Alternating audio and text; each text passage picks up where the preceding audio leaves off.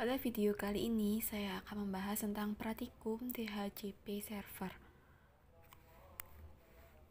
Untuk pertama-tama, yaitu tujuan dari pratikum ini ialah memahami fungsi DHCP server dan klien, dan yang kedua mensimulasikan DCHP server dan klien dengan Kisco Packet Tracker.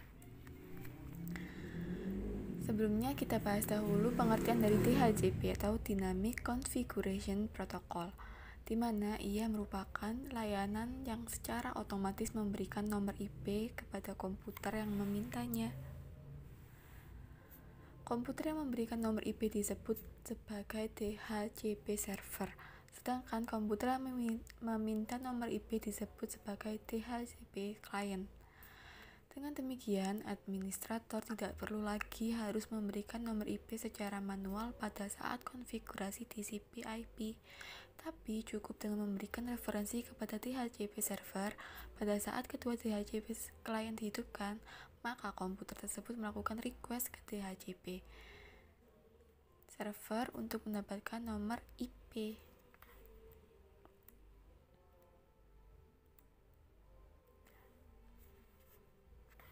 Di sini ada cara kerja DHCP server.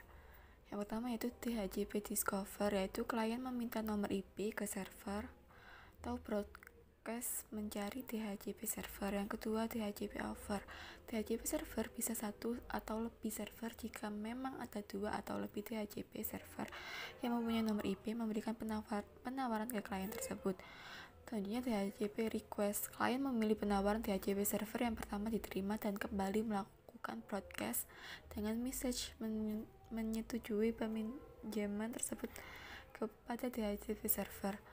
Dan yang terakhir ada DHCP acknowledgement, di mana di DHCP server yang menang memberikan jawaban atas pesan tersebut berupa konfigurasi nomor IP dan informasi lain kepada klien dengan sebuah ASIC acknowledgement.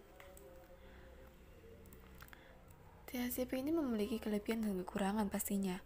Untuk kelebihannya antara lain memudahkan dalam transfer data kepada PC klien atau PC server. Selanjutnya DHCP menyediakan alamat-alamat IP secara dinamik dan konfigurasi lainnya, dan DHCP memungkinkan suatu klien menggunakan alamat IP yang reusable.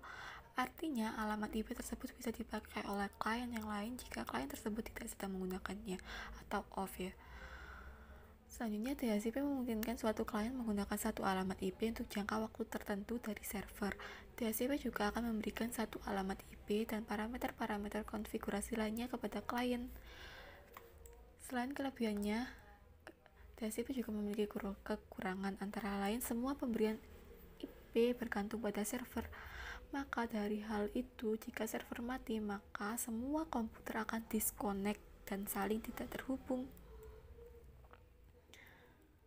Untuk metodenya dalam konfigurasi DHCP ada dua, yaitu konfigurasi dengan range secara random otomatis IP, di mana pemberian IP address kepada klien secara random dan dapat berubah-ubah namun masih dalam range IP address yang ditentukan, dan konfigurasi dengan fix alamat IP address, yaitu pemberian IP address yang sifatnya tetap value pada klien yang memerlukan data match address. Selanjutnya langsung saja ke percobaannya.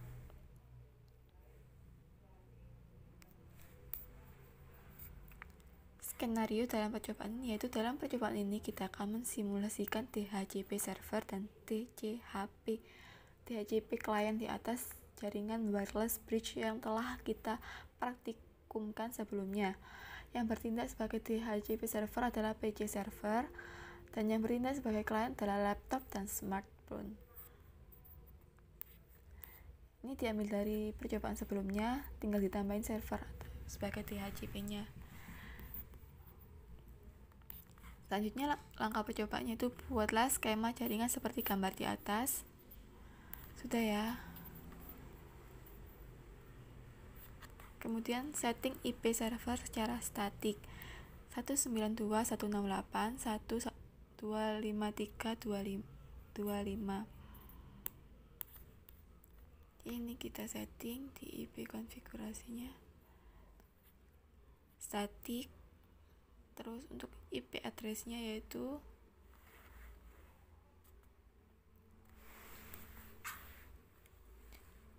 192.168.1.253. Dan untuk subnet masknya 255.255.255.128. Dan default gateway-nya kita rubah menjadi 192.168.1.254. DNS servernya menjadi 33.33.33.1.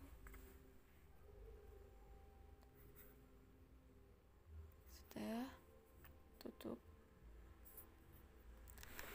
Selanjutnya setting IP server secara statik. Ini sudah. Aktifkan DCHP server dengan konfigurasi seperti gambar berikut. Seperti pada gambar ini ya. Servisnya di on kan berarti. Untuk menyetingnya kita buka yang service DHCP. Ini kita buat on.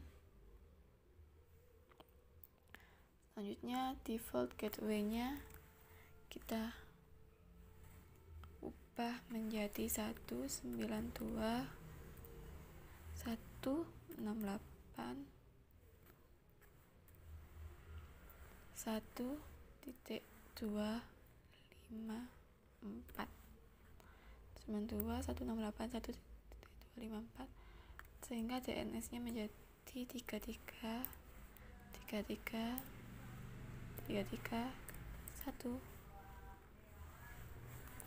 Untuk start IP-nya 192.168.1. Ini 155.1. 255.255.128. Ya, sudah. Jangan lupa untuk di save.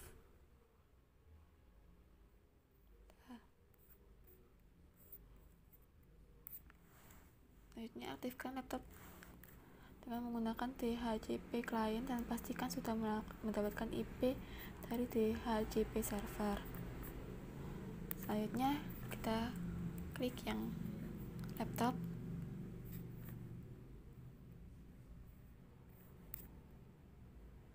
Ini pastikan menggunakan DHCP. IP-nya pastikan sudah menggunakan DHCP ya.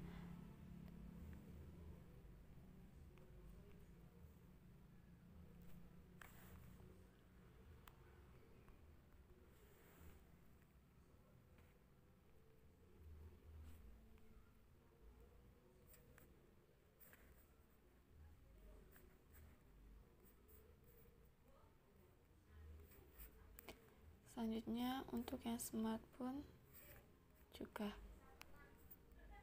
dirubah menjadi DHCP. Nah, sudah.